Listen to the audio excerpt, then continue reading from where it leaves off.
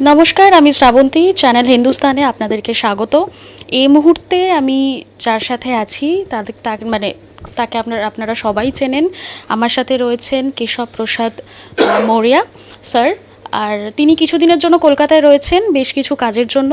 আজকে তাকে আমরা পেয়ে গেছি ইন্টারভিউর জন্য। সাম্প্রতিক ঘটে চলা কিছু রাজনৈতিক বিষয় নিয়ে তার কিছু বক্তব্য এবং মতামত শুনে নেব। धन्यवाद। स्वागत है। और हम लोग 2026 विधानसभा चुनाव पश्चिम बंगाल में बहुत बड़ी विजय की ओर बढ़ रहे हैं।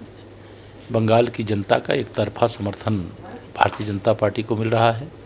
हमें घुसपैठियों का वोट नहीं चाहिए, हमें बंगाल वासियों का वोट चाहिए। और बंगाल वासी इस समय ममता बनर्जी जी दीदी की सरकार से त्रस्त हो चुके हैं। बंगाल के लोगों का हक छीन करके, चाहे वो सामान्य वर्ग के लोग हों, चाहे वो पिछड़े वर्ग के लोग हों, चाहे वो अनुसूचित वर्ग के लोग हों, चाहे अनुसूचित जनजाति वर्ग के लोग हों, उनकी नौकरी तक घुसपैठियों को देने का काम कर रही है। गरीब कल्याण की योजनाओं का लाभ, गरीब का मतलब घुसपैठिए नहीं होते, गरीब का मतलब बंगाल के जो मूल निवासी हैं वो होते हैं।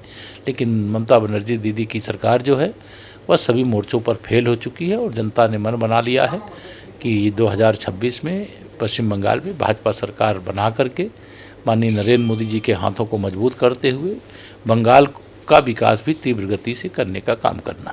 তো কি মনে হচ্ছে বাংলার মানুষদের সাথে কথা বলে বাংলা থেকে কি মনে হচ্ছে এর পরের ভোটে কি হতে পারে? देखिए, पश्चिम बंगाल के बारे में ये कहा जाता है सोनार बंगला, यानी बंगाली मानुष के लिए मतलब पूरे समर्पण भाव से काम करने की व्याकुलता लेकर के माननीय प्रधानमंत्री श्री नरेंद्र मोदी जी 2014 से इंतज़ार कर रहे हैं कि हम बंगाल की सेवा भी, जैसे देश के अन्य राज्यों में जहां भारतीय जनता पार्टी की सरकार आई, डबल इंजन सरकार हो गई, जैसे वहां की सेवा कर रहे हैं वैसे हम पश्चिम बंगाल की जनता की सेवा भी करें।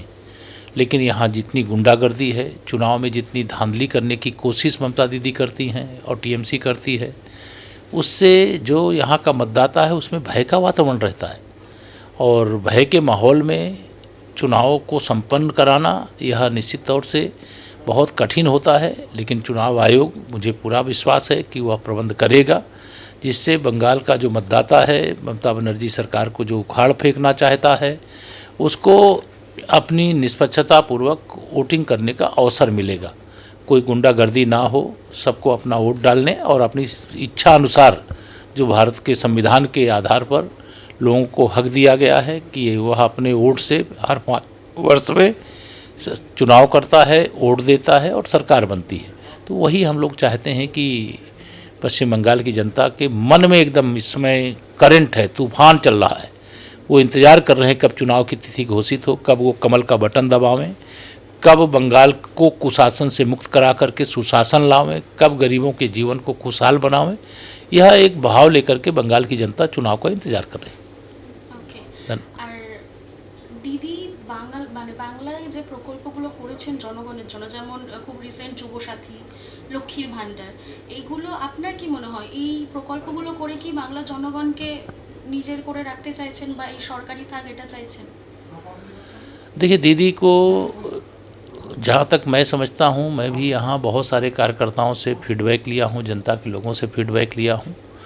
बंगाल की जनता दीदी को नकार चुकी है। दीदी नौटंकी कर रही हैं।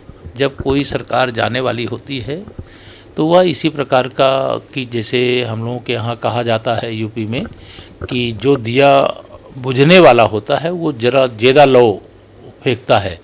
जिसमें अब टीएमसी का दिया बुझने वाला है, टीएमसी की नाव डूबने वाली है, टीएमसी का सूर्य अस्त होने वाला है, इसलिए दीदी फड़फड़ा रही।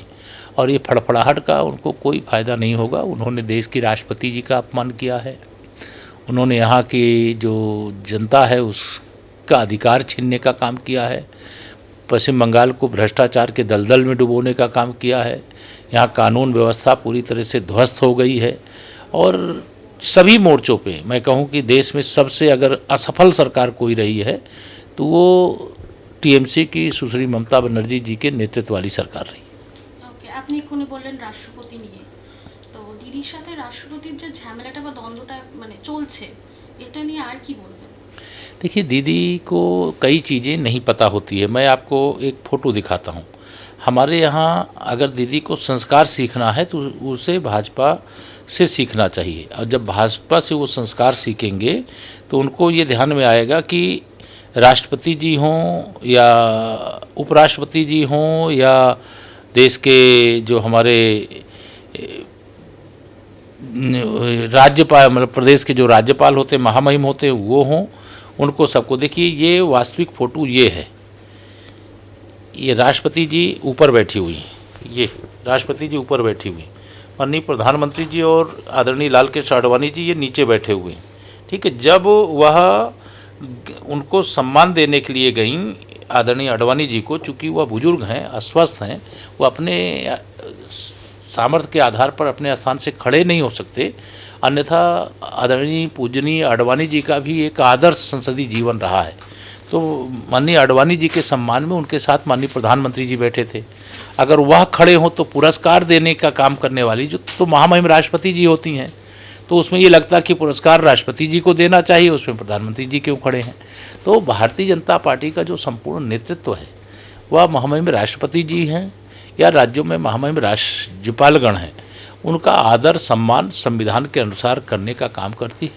यह जो घटिया, घिनौना और अक्षम्य आचरण यहाँ पे ममता दीदी ने दिखाया है कि देश की राष्ट्रपति आई हों, इसी धरती की बेटी हैं और उनका वेलकम करने के लिए न गई हों, इन सब के पीछे बस एक ही है कि उन्होंने एक आदिवासी समाज से आने वाली बेटी जो पश्चिम बंगाल में ही पैदा हुई हैं और वह पश्चिम बंगाल आई थी, तो उनका तो मुख्यमंत्री के नाते संविधान, जिस संविधान के कारण से उन्होंने चुनाव लड़ा, चुनाव में विजय प्राप्त किया, भले अराजकता करके गड़बड़ करके जीता लेकिन विजय प्राप्त किया, जिस संविधान के आधार पर उन्होंने शपथ लिया, उसी संविधान की संरक्षक हमारे देश की महामहिम राष्ट्रपति जी का उन्होंने अपमान किया है। उस अपमान के लिए पश्चिम बंगाल की जनता उनको क्षमा नहीं करेगी। धन्यवाद। এসআইআর আর একটা লাস্ট প্রশ্ন, এসআইআর নিয়ে ওয়েস্ট বেঙ্গলে যে সমস্যাগুলো তৈরি হচ্ছে এটাতে আপনার রিয়াকশন? देखिए, एसआईआर केवल पश्चिम बंगाल में नहीं हुआ है, एसआईआर देश के और भी अनेक राज्यों में हुआ है। ये समस्या पश्चिम बंगाल में ही क्यों आई, देश की सर्वोच्च अदालत को हस्तक्षेप क्यों करना पड़ा? अगर चुनाव आयोग एक संवैधानिक संस्था है और उसके द्वारा कोई आदेश दिया जाता है तो उसका पालन यहाँ क्यों नहीं किया गया? ममता दीदी की सरकार ने जो बीएलओ से लेकर के चुनाव के एसआईआर प्रक्रिया, चुनाव आयोग के द्वारा संचालित एसआईआर प्रक्रिया का हिस्सा थे, उन पर प्रभाव डालने का क्यों काम किया? अभी भी बहुत सारे फार्म क्यों नहीं जमा किए?